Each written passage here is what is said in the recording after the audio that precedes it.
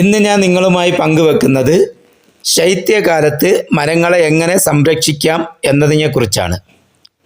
ആദ്യം തന്നെ നമ്മൾ ചെയ്യേണ്ടത് മരത്തിൻ്റെ ശിഖരങ്ങൾ ഒന്ന് ക്രമീകരിക്കുക എന്നതാണ്.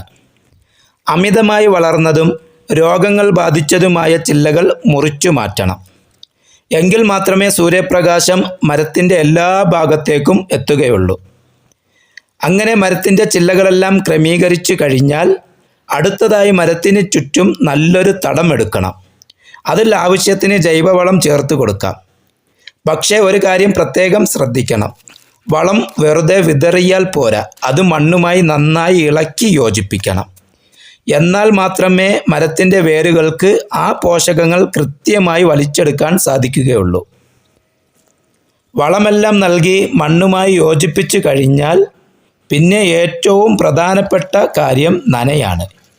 ആദ്യമായി വെള്ളം കൊടുക്കുമ്പോൾ മണ്ണും വളവും നന്നായി കുതിർന്ന് വേരുകളിലേക്ക് ഇറങ്ങിച്ചെല്ലുന്ന രൂപത്തിൽ തന്നെ നനയ്ക്കണം. എങ്കിൽ മാത്രമേ നമ്മൾ പ്രതീക്ഷിക്കുന്ന ഫലം കിട്ടുകയുള്ളൂ. വെള്ളം കൊടുക്കാൻ ഏറ്റവും ഉത്തമമായ സമയം രാവിലെ 9 മണിക്ക് മുമ്പോ അല്ലെങ്കിൽ വൈകുന്നേരം 4 മണിക്ക് ശേഷമോ ആണ്. ഈ സമയങ്ങളിൽ വെള്ളം കൊടുത്താൽ മരങ്ങൾ നല്ല ആരോഗ്യത്തോടെ വളരും. നമ്മൾ നൽകിയ കൃത്യമായ പരിചരണത്തിൻ്റെ ഫലമായി മരങ്ങളെല്ലാം പൂവിട്ട് കായ്ക്കാൻ തുടങ്ങിയിരിക്കുന്നു. എന്ത് മനോഹരമായ കാഴ്ചയാണിത്! മണ്ണറിഞ്ഞു പണിയെടുത്താൽ ഏതു മണ്ണിലും പൊന്നു വിളയിക്കാം എന്ന് പറയുന്നത് എത്ര ശരിയാണ്. ഇനി ഈ പൂവുകളൊക്കെ കായ്കളായി, കായ്കളൊക്കെ പഴുത്ത് പാകമാകാൻ നമുക്ക് കാത്തിരിക്കാം.